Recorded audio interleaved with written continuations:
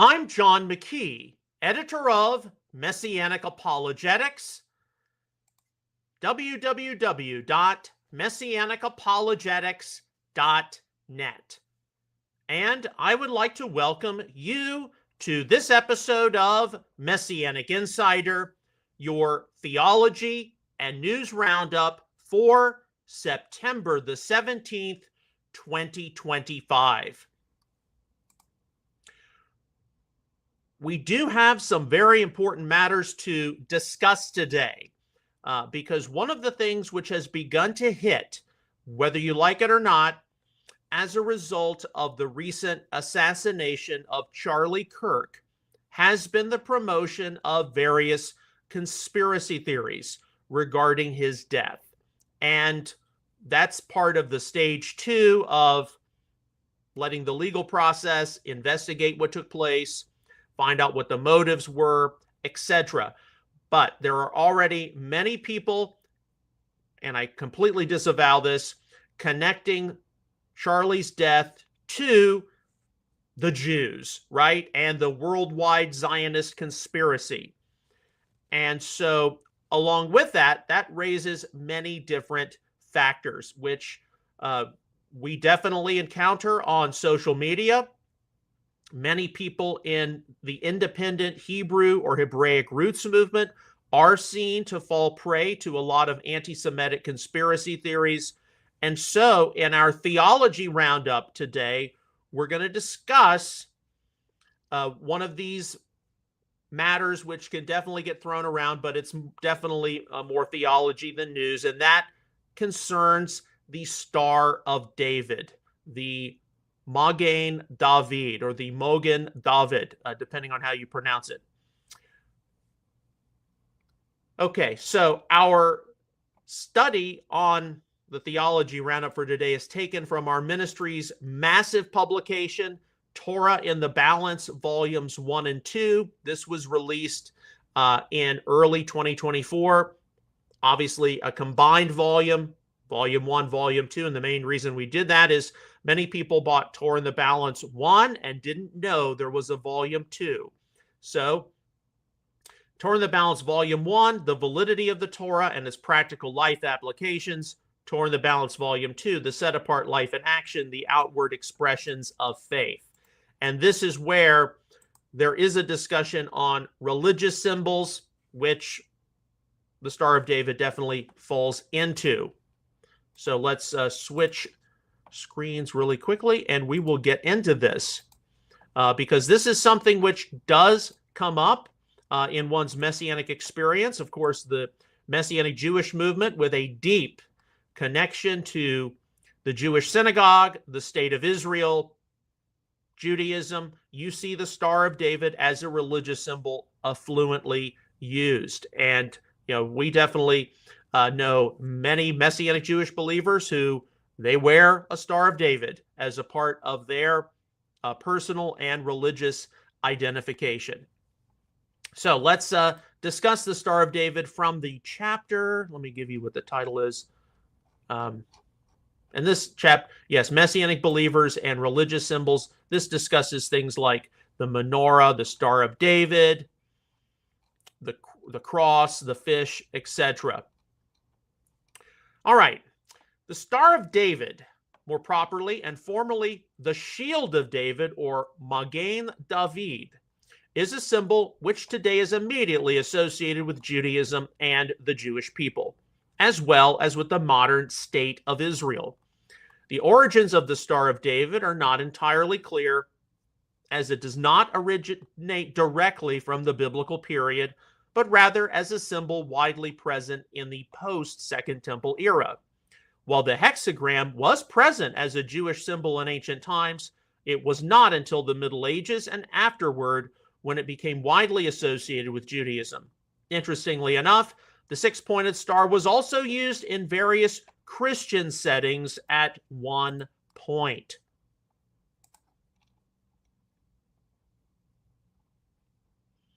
There is certainly some interesting discussion surrounding the six-pointed star, the Star of David, as it has become commonly known as a Jewish symbol. Different geometric shapes and forms have certainly borne significance for the identity of and practices of religious groups, as well as secret cults for millennia. There is little denying the fact that the six-pointed star has had importance inside and outside of Judaism for various inappropriate means and values. But would the usage of the six-pointed star by Jewish mystics or Kabbalists, for example, totally invalidate this as a symbol to be employed for ethnic and social identity? It is hard to avoid that many have thought that the Star of David is actually an occultic symbol. However, geometric shapes as seemingly innocent as a circle or a square certainly have significance to those who compose the occult every bit as much as the hexagram. The Jewish people, mainly identifying with what is called the Star of David, apparently emerged at a time when something which could be employed in direct contrast to the Christian cross needed to be seen. In the 19th century, Jews in Central Europe adapted the Star of David as a symbol to represent their community, with it having the advantage of not being connected to the temple service, like the symbol of the menorah.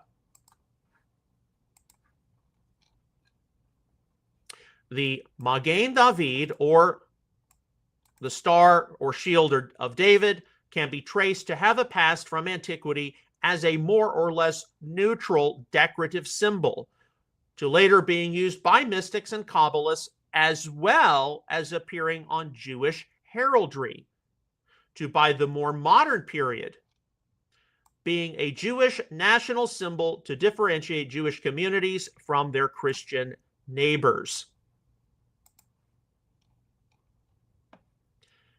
It is safe to recognize that the six-pointed star, or what has become more widely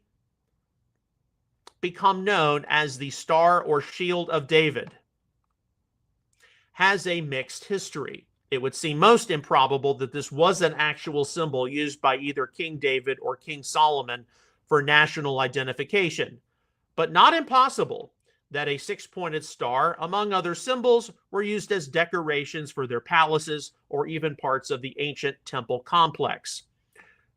The Star of David has certainly been used by the Jewish Kabbalah, but at the same time, it has also been used as a secular symbol for the Jewish people.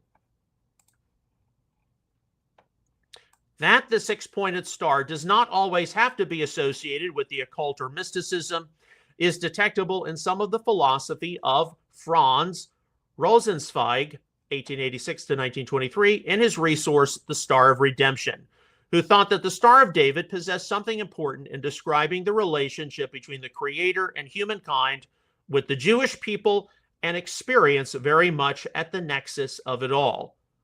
Rosenzweig's personal philosophy involving the Star of David, to be sure, is entirely subjective. It does at least demonstrate, though, how the six-pointed star can represent entirely other than medieval spiritism or witchcraft. Certainly today, the major reason why the Star of David is identified with the Jewish people and state of Israel is how the yellow six-pointed star was forced upon European Jews living within Nazi-occupied areas.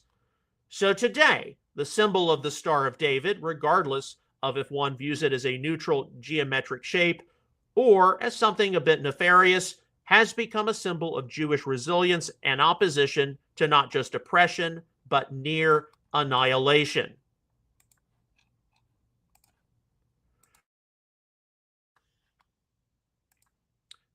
In today's Messianic movement, Messianic Jews will nearly uniformly denounce any attempt by those who would make the six-pointed star or Shield of David into something occultic or demonic as being anti-Semitic.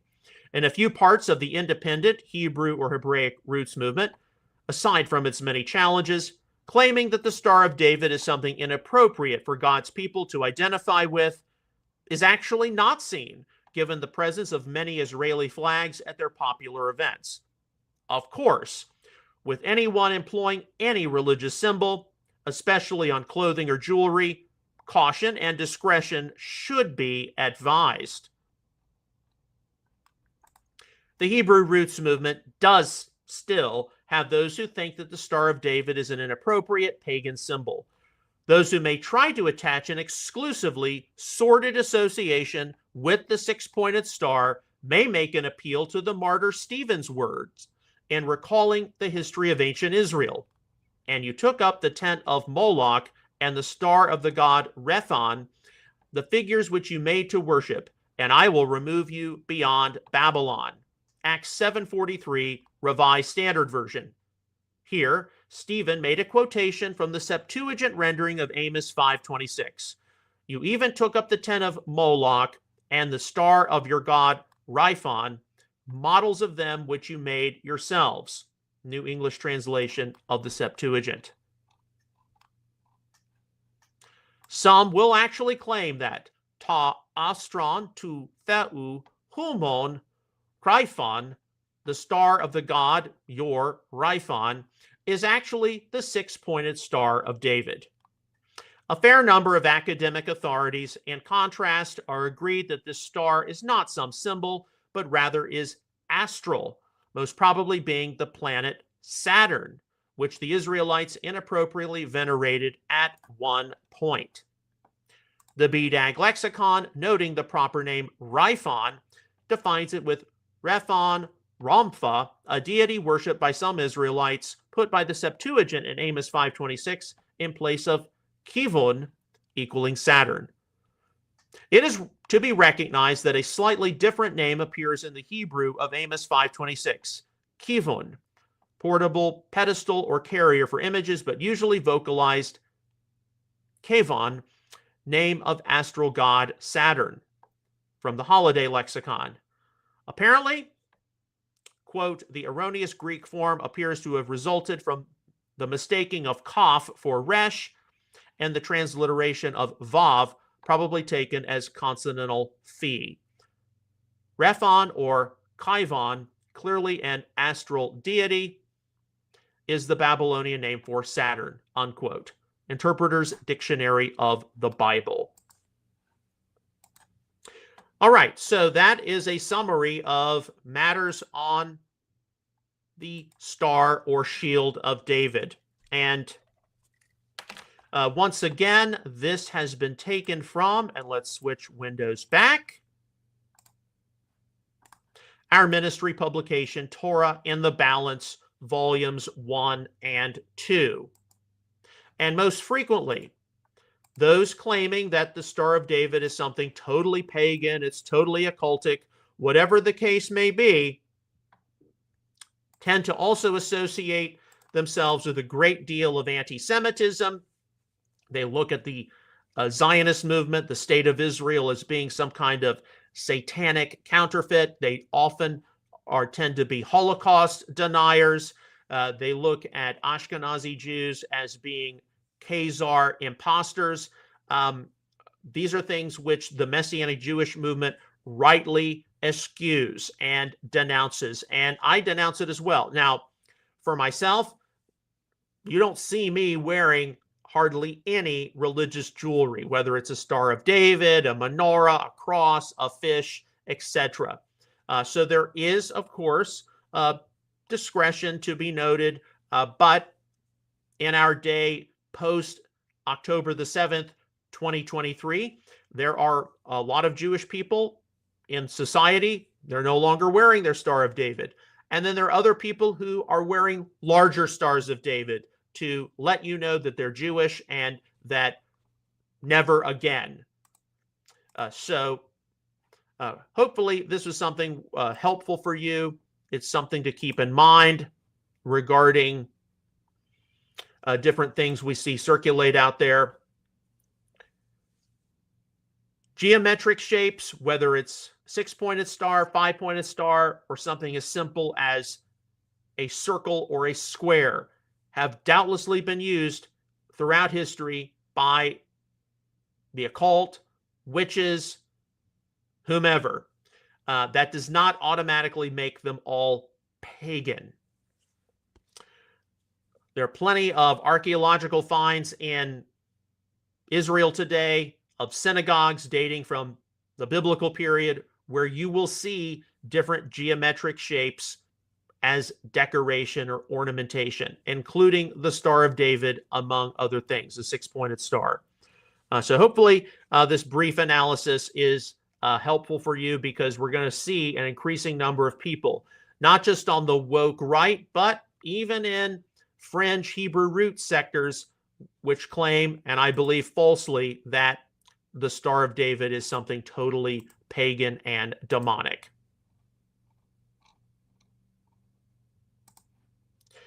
All right, so that concludes our theology roundup. Now let's get into some news. All right, so we always do the news roundup after the theology roundup, because, of course, the news is something which is time sensitive. It changes from day to day. We are reminded, number one, to be praying for peace, Israel, Gaza, the Middle East. Number two, pray for peace, Russia and Ukraine. And number three, pray for sanity and reason here on the American home front.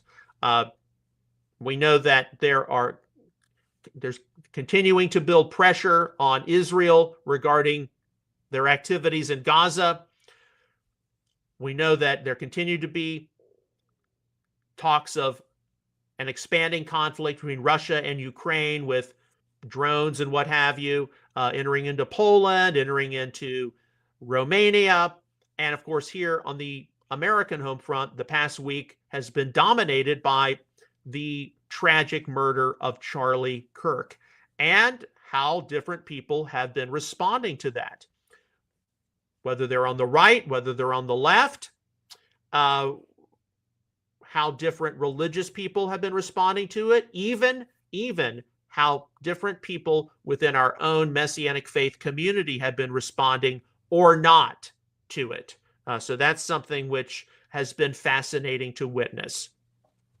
And we're going to get into some of that in just a few moments. Now, all the news stories we're about to go through, these are things which I encounter passively on social media, mainly on formats like X, Instagram. From time to time, you all will direct message me a story which is important to review. All right, so let's get started. Our first story from Open Source Intel, yesterday, September the 16th. Russian President Putin, wearing military fatigues, visited the Mulino training ground in Nizhny Novgorod, I hope I pronounced that properly, to oversee the active phase of joint Russia-Belarus Zapad 2025 drills, which he said involve about 100,000 troops at 41 sites across both countries. Yeah. One of the things which I have to say about this, now, countries, whether it's Russia, Belarus, the United States, the United Kingdom, France, it doesn't matter. Countries do military exercises all the time. But here you have a huge military exercise involving 100,000. How many weeks ago was it? President Putin, President Trump met in Alaska, and we thought that there was going to be a breakthrough in ending the Russia-Ukraine conflict. And as soon as he got back to Russia, Putin launched the biggest campaign against civilians that had been seen since the war. Now we're getting reports that over 1 million Russians have died as a consequence of this war. What is going on here? Is there going to be a peace, or are we just going to see this ongoing war of attrition between Russia and Ukraine? And there are a lot of questions to be raised about what is going on here. What's the craziness behind Putin having this conflict? And I have certainly talked to people I know who are from Russia, from the former Soviet Union. They have expressed opinions that, well, the main reason they think that Putin has been pushing this war, pushing this conflict, because he is afraid for his own life, and that if he doesn't present himself as this big, huge, Russian warrior type, then the extremists in the Russian government, the Russian military, will take him out. And it's like, so according to at least one set of opinions of people I've talked to, from the former Soviet Union. This is no different than the Tsar having to be tough on the West, no different than certain Soviet leaders having to be tough on the West. And we're fighting this war because Putin is afraid for his life. And the alternative is we either have this ongoing war of attrition, Russia and Ukraine, or we get some really hardliner in the Kremlin who's going to basically be responsible for World War III and the extinction of the human species. I mean, who is running the Russian government? I mean, that's what I have to be thinking through. And yes, you know, we think about, as Americans, certainly people in the West, we've been influenced by things like the movie Firefox with Clint Eastwood. We've been influenced by films like Hunt for Red October, Sean Connery, Alec Baldwin, Crimson Tide, the late Gene Hackman, as of this year, Denzel Washington, probably also Sum of All Fears with Ben Affleck and Morgan Freeman. We're influenced by all of this. And look, as believers, though, all we can do is pray for peace, Russia and Ukraine. And indeed, it just begs all these questions. You know, why do we see this conflict? And is it indicative of something internally in the Russian government, internally in the Russian experience? I don't know this because I'm not Russian. I didn't grow up in Russia or in the former Soviet Union. But when I talk with people who are from Russia and Ukraine and the former Soviet Union, these are the kinds of things that they throw out, which, of course, we definitely have to sort through. So pray for peace. That's what I'm saying. All right, here's a very important story. This is forwarded on from Stand With Us. This is German Chancellor Friedrich Merz.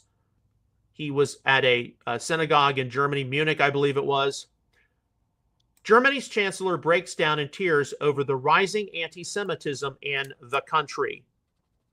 Yeah, Germany has an historical problem. Yes, the Nazi period, World War II, not so much the First World War. That was an amalgamation of errors among different European royal families. But Germany has a problem because as much as they have tried to atone for the Holocaust, Nazism, they will forever have associated with them that period. And people who, and I've visited with Germans, people from Germany in my Messianic experience over the years. They carry this guilt on them. Now, from time to time, you'll encounter somebody in the Messianic community from Germany whose relatives, friends, someone they knew in their family, perhaps, who stood up against Nazism, and that's a big part of their testimony. And while they're drawn into the Messianic sphere of influence, German Americans don't necessarily carry this with us. I mean, I am 1/4 German American myself. If your ancestors left Germany in the 1840s, 1860s, they came to the United States. That's when some of the huge waves of immigration happened. You don't carry that weight with you. You don't carry that kind of guilt. I mean, you're ashamed of it, but your first and foremost identity is American, and it's also diluted with other things like being Scottish, being English in my case. But yeah, there's a rising anti-Semitism in Germany, and Germany's got very strong laws against anti-Semitism and denying the Holocaust. Austria similarly has those laws in place, but it's a sign of how we are 2 to 3 generations on the other side of the Second World War and the Shoah, and people are forgetting about it. And that's when we see the possibility of some really bad things happening down the road. Okay. From the New York Post yesterday, FBI Director Kash Patel confirmed Tuesday that multiple individuals are either under investigation or have already been interrogated by agents for discussing Charlie Kirk's assassination in a Discord chat room. Yeah. What you post online can come to haunt you. And indeed, we are still, number one, with Charlie Kirk's death, we're still in the mourning and condolence phase. He hasn't had his big, large memorial service, which is supposed to take place this weekend. The second thing, of course, is the investigative phase, finding out how extensive this was. Was it just some lone gunman? Who influenced him? Who knew about this, or who could have known about this? Yeah, that's going to be something which goes on and on as part of the looking into what Tyler Robinson was involved with. And of course, then we've got the third phase, which is the evaluation of Charlie Kirk's legacy. Okay, also from the New York Post yesterday, Tyler James Robinson has been formally charged in connection with last week's fatal shooting of conservative influencer Charlie Kirk and could potentially face the firing squad if convicted. Okay, so regardless of whether you approve or disapprove of the death penalty, that is how seriously the authorities in Utah are taking it. Utah has capital punishment, and in all probability, if he's convicted, it will be sought. Okay, 2, the Israel-Gaza situation. This is open source intel yesterday, September the 16th. Netanyahu, we're going to produce an independent arms industry that can withstand any international or political constraints. Okay, so since the conflict in Gaza, since October the 7th, of course, initially, different countries, especially the United States, sending economic aid to Israel, weapons to Israel to fight this conflict, get the terrorists back. But now, of course, you see countries which are saying, no, we're going to put different embargoes on Israel. Some of it's tied into BDS, but, no more weapons to Israel.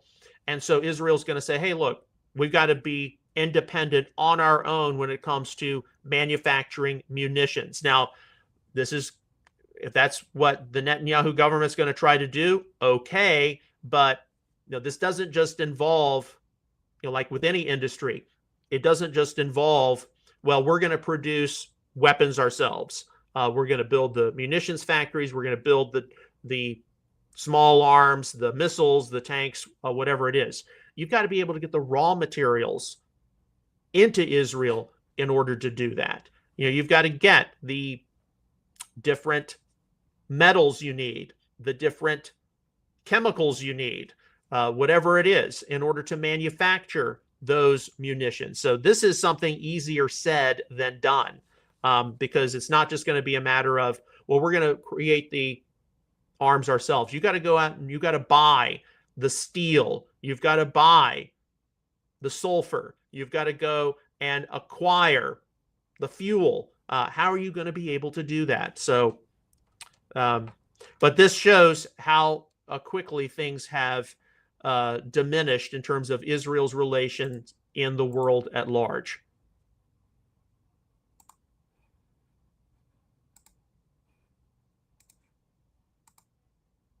Okay, this is an important one from the X channel, Awesome Jew. It's a 1 minute 47 clip. Breaking, Ben Shapiro's Daily Wire has donated $1 million to Turning Point USA to help, listen to this, bring people back to Christ and bring people back to church and back to biblical values, fulfilling Charlie Kirk's vision. Now, anybody who knows Ben Shapiro, he is an Orthodox Jew. He does not believe that Yeshua, Jesus, is the Messiah of Israel. But he does recognize, as an Orthodox Jew, it's far better for Western society to see non-Jewish people believe in Jesus, go to church, and have an ethical value system rooted in the Bible, i.e. the Tanakh, his Old Testament, right, all of this, than for them to be entirely secular, not go to church, not believe in Christ, and not be exposed to the stories and principles of the Bible. So that's kind of interesting. And of course, there are going to be ongoing discussions about the Charlie Kirk. So this is just one we have to take note of. From Visegrad 24 yesterday, although this is forwarding on a clip from Fox News, 1 minute 17. Breaking, Charlie Kirk's assassin, Tyler Robinson, told his transgender partner why he killed Charlie. I had enough of his hatred Some hate can't be negotiated out. Okay, so this is, of course, part of the second phase, post Charlie Kirk's murder, part of that investigative phase. What was going through the mind of Tyler Robinson when he did this? You have to fight what you perceive as intellectual or ideological or philosophical hate with violence. Why can't you fight what you perceive as philosophical hate with your version of the philosophical truth or love? Why can't you do that? So again, this is going to be something ongoing. And was this someone who just had a few screws loose? Did he get involved among the wrong community? It is true that violence has been with human civilization, unfortunately, for centuries. But this is an event which took place, which is going to affect certainly Generation Z, some of the millennial generation. It's going to affect us as we'll get into in just a moment, a JFK or an MLK level event.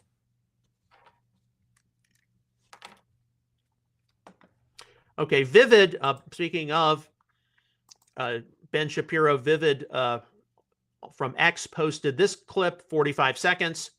Ben Shapiro says that on the Shabbat after Charlie Kirk's murder, synagogues across the U.S. stopped their prayers to honor him.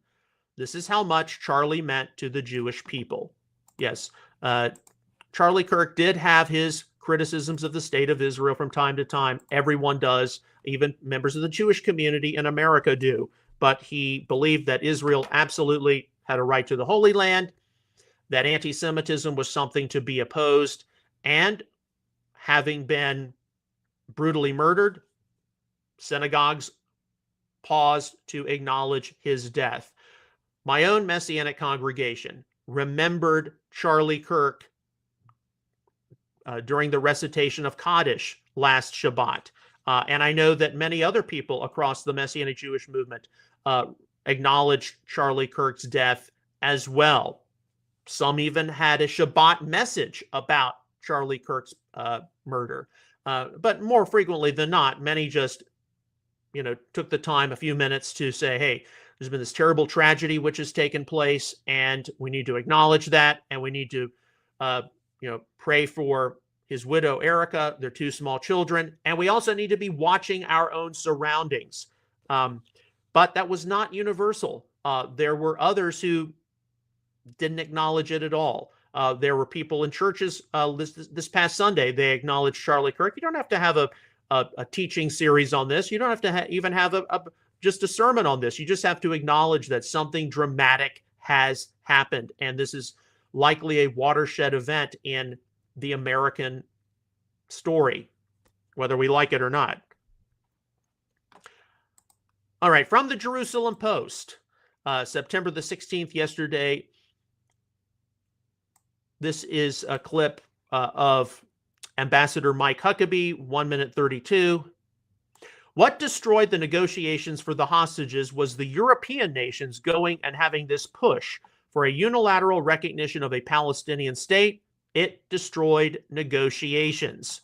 And indeed, just as we are a week from now, we will have remembered Rosh Hashanah, the Civil New Year, the Feast of Trumpets will be in the middle of the 10 days of awe leading up to Yom Kippur, or the Day of Atonement.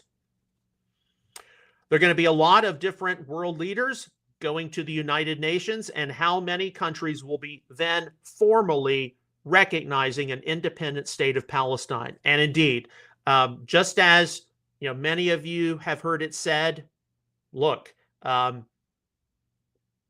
you go to church this Sunday and what took place with Charlie Kirk is not recognized, go find a new church. If during your Rosh Hashanah, Yom Kippur prayers, whatever it is, there's no one who says, look, these countries are getting ready to recognize an independent Palestine less than 2 years after October the 7th, 2023. I'm not saying find a new Messianic congregation or synagogue, because there aren't that many available.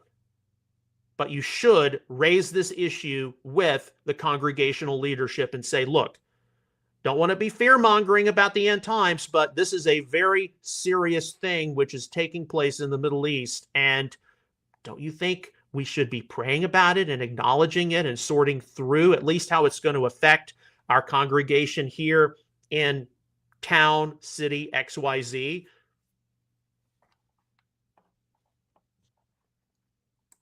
Okay, I thought I should pass this along. This is from End Time Headlines on Instagram, talking about the recent podcast, where, according to them, we will show you how recent reactions from people around the world celebrating the death of a man who was gunned down in cold blood, of course, speaking of Charlie Kirk, is a prelude to what the world will witness when the two prophets of God, identified as the two witnesses, appear during the tribulation and are slain in the streets of Jerusalem, followed by global jubilation that they are removed. Okay, so apparently they're going to make, or they did by now, make the comparison of Charlie Kirk's death. And of course, we have seen people who have rejoiced over this, who've said, the bastard deserved what he got, basically. And they've said, F you, F the conservatives, F the Republicans, F, whatever it is. And yet there have been plenty of people on the left who have condemned this, condemned Kirk's assassination, condemned the causes behind it. They've recognized that, Western society, particularly in America, it's divided more than it has ever been divided before. And we need to make the effort to somehow deflate tensions, to see things cool down, and to learn how to talk to one another again. All right, so there are a lot of different theories, a lot of different conspiracy propositions out there involving Charlie Kirk's assassination. Here's one from George Galloway. George Galloway, many of you know, he's a former Labour Party politician, extreme left wing. Yes, he is a Scotsman. He was ejected from the Labour Party, tends to be a very strong supporter of pro-Arab, pro-Muslim, pro-Palestinian causes, very strongly anti-Zionist. He was actually attacked by, a militant Zionist. That's why he wears the hat now. We do not condone any of those kinds of actions against someone. But here he says regarding the death of Charlie Kirk, he blames it squarely on the deep state.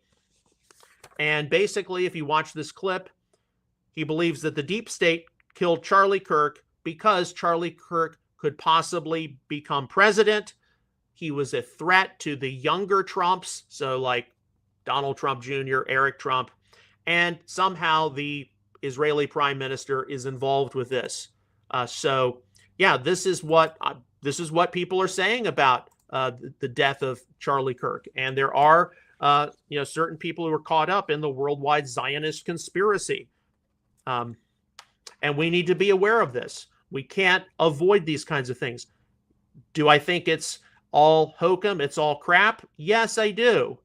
But we can't act as though these kinds of posts do not appear on someone's electronic device and then it can just be passed on, repeated, on and on and on. And if there's any severe deficiency today's Messianic community has, it's in encountering some of these things and knowing when to speak out. Because look, in our technological age today, information, misinformation is out there, acting like you can sit in a bubble of your own making, or worse yet, in some kind of a psychological Messianic Jewish shtetl off to yourself, is just not feasible. It's not going to work. What did we have our theology roundup on? The Star of David. And hopefully you all have got now some information you can turn to in order to respond to people who claim it's a totally pagan symbol. Well, when you encounter someone like George Galloway saying that a deep state did it, Trump may have been responsible for it, the Zionists, Netanyahu may have been responsible or involved in some way? Are you just going to act like that kind of information has not been put out in the airwaves? We've got to be able to know what these things are so we are not broadsided by them.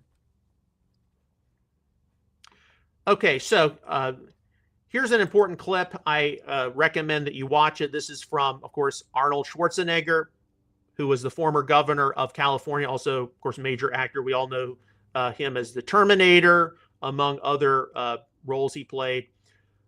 Interim USC, that's University of Southern California, President Byung-Soo Kim sat down with former California Governor Arnold Schwarzenegger in a conversation titled A Democracy Day Dialogue. And here, Schwarzenegger reflected on Kirk's death as he warned about the fragile state of democracy. That someone's life was taken because they had a different opinion, I mean, it's just unbelievable, Schwarzenegger said, noting that Kirk was a skilled communicator who connected with young people, even those who disagreed with him. A human life is gone. He was a great father, a great husband, and I was thinking about his children. They will only be reading about him now instead of him reading to them bedtime stories. So, yes, someone like Arnold Schwarzenegger, he would have you'd probably identify him with more the left-leaning sector of the Republican Party, but what he said was appropriate. And there are people on the left who are saying similar things. This is a tragedy. It's a wake-up call. We have to do something about this. You know, why can't we have open discussion and open dialogue about particular issues? What happened? So here is a video clip passed on by Colin Rugg on X. Actress and film producer Jamie Lee Curtis breaks down in tears over the death of Charlie Kirk. I mean, I disagreed with him on almost every point I ever heard him say, but I believe he was a man of faith, and I hope in that moment when he died that he felt connected to his faith. So this is about a 2-minute, 31-second clip. So Jamie Lee Curtis, the actress, didn't agree hardly at all with Charlie Kirk, expressed her deep concern. And, you know, yeah, we hope that a lot of people across the spectrum, the ideological, philosophical spectrum, take note of this. This is what happens when we can no longer have open and honest discussions, which, by the way, that's what the First Amendment in the United States and America is all about. All right, so this came across my feed. Speaking of Benjamin Netanyahu, Charlie Kirk was a tremendous friend of Israel. Prime Minister Benjamin Netanyahu pays tribute to Charlie Kirk, honoring this great American patriot. Charlie Kirk was a strong supporter of Israel and the Jewish people. Now, as we have now seen, Netanyahu, Bibi, of course, is fighting, you know, the Israel-Gaza conflict. He's got political opposition at home. He tends to be greatly respected to the point sometimes of Bibiolatry in sectors of the Messianic community. I was told yesterday by my sister, now at my local Messianic congregation, Charlie Kirk was mentioned during Kaddish. There were some people, Messianic Jewish congregations, they actually had their Shabbat message on the death of Charlie Kirk. Jonathan Cahn has come out with some things about the death of Charlie Kirk. Unfortunately, not everyone in the Messianic community acknowledged what took place last week. There were a number of Messianic Jewish leaders and rabbis on a forum I'm a part of who had never even heard of Charlie Kirk until his assassination. Okay, I guess you're not paying attention to what has been going on in the United States of America, in the West, the past few years. Others were familiar with him in passing. Now they're going to start looking into his influence. Okay, and they recognize this was a great tragedy. But my sister told me that at her Messianic congregation, which does Kaddish every week, the Messianic leader did not recognize or say anything about this at all. And she was absolutely fuming about this. As someone who has definitely been involved in politics, conservative politics, in North Texas since moving back here in 2010, and as someone who, follows people who will say, look, if your pastor doesn't mention this week at church, find a different church. Now, I don't know all the circumstances behind this or involved with this, but she was very angry. Upon hearing about it, I was very angry. And let's just say right now, we're keeping score. We're keeping score regarding who is going to do something with this. You don't have to have a Shabbat message, a sermon on it. Just have to take 2 to 3 minutes. Say, hey, a tragedy has taken place here in America, and there are going to be a lot of changes which result from this. Okay, that's whether you're on the right, the left, the center, that's just what's going to happen. But to ignore these kinds of things, that's not good, especially as we contemplate our future. Because if you're not going to acknowledge something like this, are you going to be able to acknowledge something which is perhaps 10 times more significant, 100 times, 1,000 times more significant? We're keeping score and we're watching things. But, what's been the biggest change which has taken place with our ministry in the past year? Not just doing Messianic Insider 5 times a week, but doing this news analysis and commentary. Because time is short, and when it comes to our freedom of speech, we either use it or we will lose it. Okay, here's an important clip which has been circulating on social media from Senator Ted Cruz, one of our 2 senators here in the state of Texas. From Fox News, it's 1 minute, 22 seconds. Ted Cruz, they don't kill you because you're a Nazi. They call you a Nazi so they can kill you.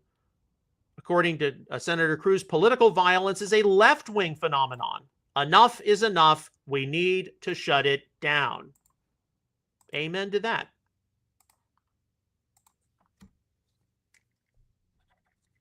Okay, so we're going to totally switch gears. Speaking of people you probably don't agree with that much, but talking about Charlie Kirk's death, this has been passed on. This is from Piers Morgan Uncensored. It's 1 minute 41. Charlie Sheen, the actor, whether you like his lifestyle or not, it's not the point, tells Piers Morgan Charlie Kirk assassination was this generation's JFK moment. And so, according to Charlie Sheen, among other things, he didn't demean people. He didn't ridicule people. He didn't belittle or embarrass or gotcha. He showed up as prepared as you could have been, as passionate as you could have been, and just asked people to just have an open debate. We can't keep having days like that moving forward. So, yeah, there are going to be a lot of people in the long term who will be sorting through the different factors involving Charlie Kirk's murder. And this, American civilization and free speech, free dialogue, asking questions, being able to have differing opinions but disagree with respect, that is something under attack. All right, so here's an article. You can read it later. This is from CNN. After Charlie Kirk's killing, conservative evangelical leaders hail him as a martyr. Okay. He was an evangelical. He was conservative. I wouldn't describe myself as being as conservative as Charlie Kirk. I understand people who want to consider him a martyr. All right. Just make sure it doesn't devolve into Kirkolatry. Although it is kind of interesting that, Charlie Kirk's full name really was Charles James Kirk. Just kind of as an aside, nobody has made the obvious Star Trek connection to that. Yeah. All right. So a few things on the Middle East from Open Source Intel Defender. This is from today, 12:27 a.m., September the 17th. Israeli security officials estimate that upwards of 400,000 Palestinians have evacuated so far from Gaza City towards the humanitarian zone in southern Gaza. Open Source Intel Defender a little later. Heavy strikes within the last hour on Gaza City in the northern Gaza Strip. And of course, as we evaluate this ongoing conflict, how is this going to affect some of the upcoming meetings at the UN?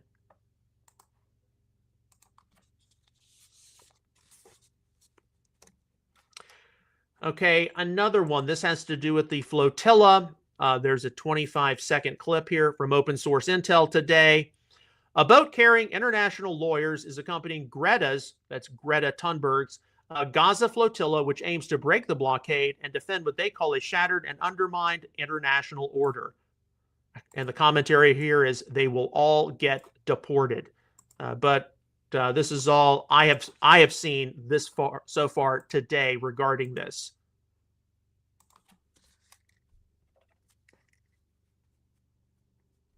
Okay, we got 7 more stories to go through.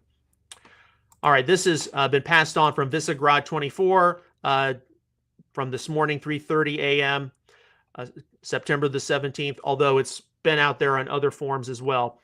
Trump announces purchase of TikTok's U.S. business by American investors. U.S. President Donald Trump announced a deal between the United States and China that will allow the popular platform TikTok to continue operating in the country. Okay, so this is something I have definitely followed a little bit. TikTok, a lot of people think that TikTok among social media platforms it's just a backdoor for the Chinese government to look at all of your activities. And there's a lot of hyper liberal, hyper progressive propaganda on TikTok. It is true that just like other platforms, Facebook, YouTube, Instagram, X, formerly Twitter, that TikTok does have a lot of people out there who are posting things which are religious, which are pro-Yeshua, pro-Jesus, pro-gospel, and even conservative. There are people who are posting things which are pro-Israel, pro-Jewish. There are not that many Messianic people, or even Hebrew roots people for that matter, who are employing TikTok. I can tell you for myself, we have tried to use TikTok 3 times, and all we tend to get are different bots making such inappropriate comments. I would never repeat them. And we have no plans to resume usage of TikTok. TikTok just hasn't worked out for us, unlike some of the other platforms, which are more civil and a little more respectful. But it is true when you look at some of the social media platforms which have helped contribute to this stark polarization in society, TikTok is probably the worst.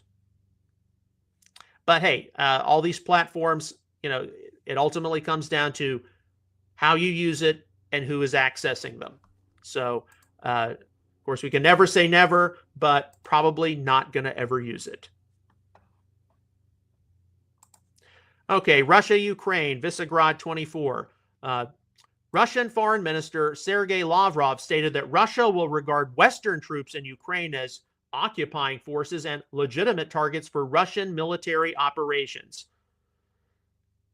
Yeah. So, all that goodwill from the meeting in Alaska, wanting to come to some kind of a peaceful settlement with Ukraine and the West, I guess the Russians have just pissed it all away now. I mean, really. So if peacekeepers go into Ukraine to try to calm things down, let's stop this, let's de-escalate things, the Russian government's going to regard them as a legitimate target. The opinion of German Chancellor Friedrich Merz, Visegrad 24 today. A forced peace in Ukraine will push Putin to look for the next target, says German Chancellor Merz. Russia is cunningly trying to destabilize our free societies. A peace imposed without freedom will drive Putin to seek his next goal. And indeed, what is Putin's motive for this war and this conflict? I mean, why can't you see some kind of negotiated peace? Is wanting to have war to take the attention of Russians off some of their domestic problems, some of their societal problems. I don't know enough about Russia to come to any conclusion, but these are the kinds of things people definitely need to factor in. Why, if Russia is one of these great civilized, bulwarks in the world, can't the Russians come to some kind of a peaceful solution? And we can end this and move toward a constructive relationship. I'm not saying that the West hasn't pushed Russia in the wrong direction, but why? What's the deal? All right.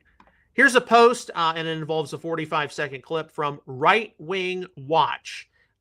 Because we do want to monitor and maintain what people on the left, the right, the center are definitely saying. So here you see the glorification of Charlie Kirk is becoming a bit excessive. And yes, we've got to guard ourselves in this season against Kirkolatry. Right-wing pastor Rick Joyner. Do you know of anyone in their earlier 30s that accomplished as much as that man, except for Jesus? Look, as we evaluate Charlie Kirk's murder, his assassination, all the terrible things which took place, and as we consider the impact he had, we need to avoid making remarks like this. Now, this is from Rick Joyner, who is up to his eyeballs in charismatic scandals and the like. So I don't take any word he says, or for that matter, any charismatic leader at all seriously. But there are going to be people who, make remarks very close. Charlie Kirk had almost as much influence as Jesus. That's Kirkolatry. We have to avoid that. And I think that Charlie Kirk would, if he were alive, would have denounced that kind of thing. But we do have to make sure we can facilitate a culture where we can have open discussions and open questions about uncomfortable topics, and we can respect one another when we have appreciable differences.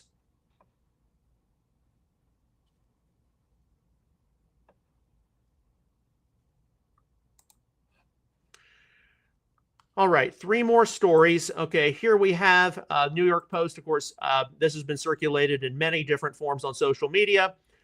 Trump welcomed by Prince William, Kate Middleton at Windsor Castle as he exchanges laughs with King Charles during lavish procession. Yes, President Trump is the only U.S. president, from what I can tell, who has had 2 state visits to the United Kingdom. Once during the reign of Queen Elizabeth II, his first term, and now during the reign of King Charles III during his second term. I don't believe any other U.S. president has had that kind of treatment.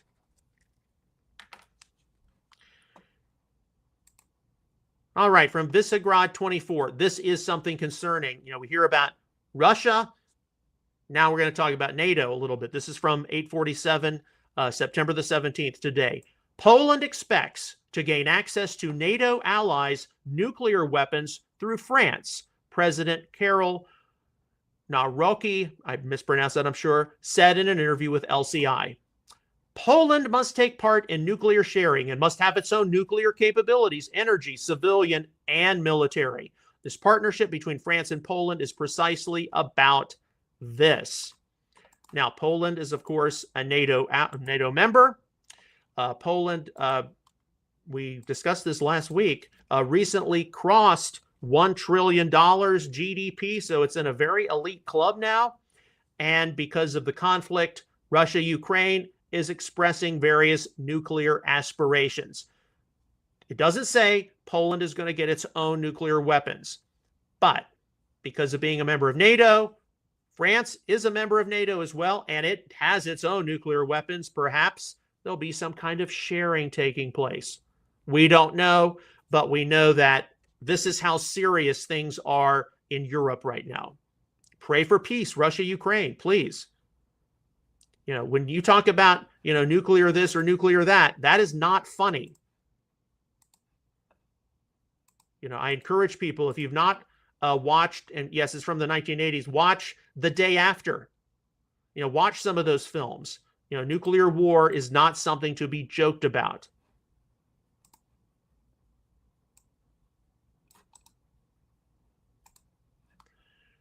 All right, and our final story, this is from the New York Post.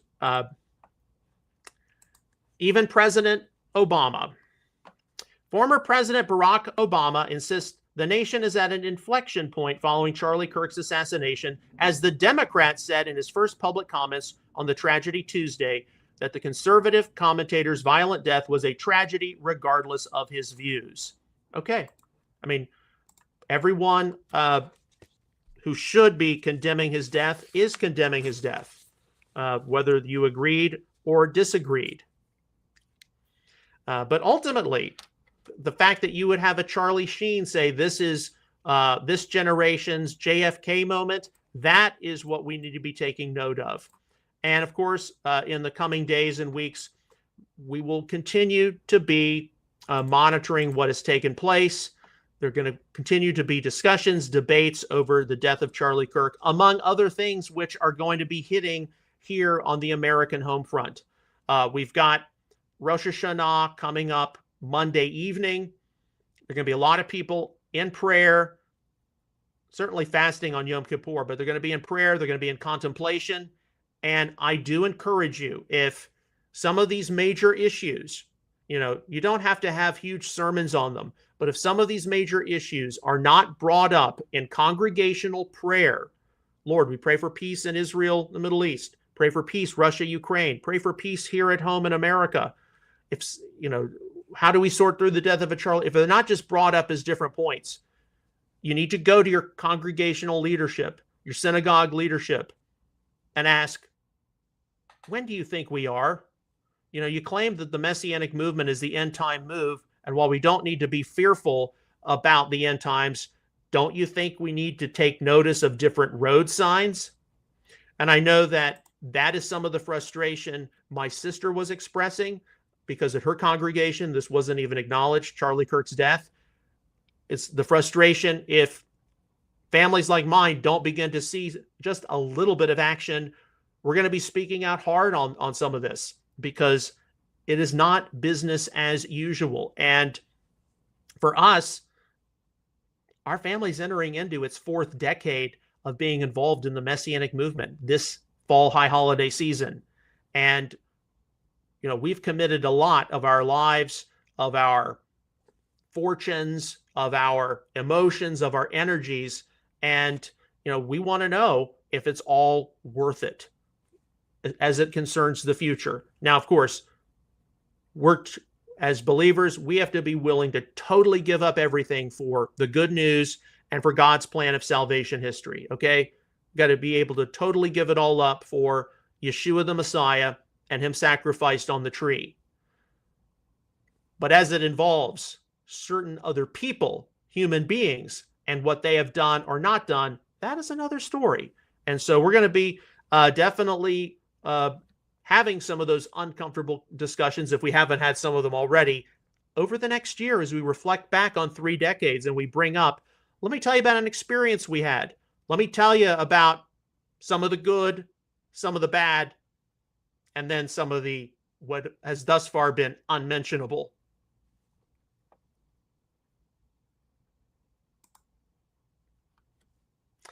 As always, on behalf of Outreach Israel Ministries and Messianic Apologetics, I would like to sincerely thank you for your ongoing prayers, encouragement, and donations toward all of our ministry efforts. I encourage you to visit our website, my website, messianicapologetics.net. There you can access various free articles, frequently asked questions entries. You can check into some back issues of Outreach Israel News. We're going to be featuring some teachings on the fall high holidays. Some went live today. Just go to the website. It'll be right there in the feed. Check out some back episodes of Messianic Insider, McKee Moment Shorts. So you can look into all the things we've been doing over the years. We'll see you again tomorrow with another episode of Messianic Insider. Until then, may God bless you, shalom, and take care.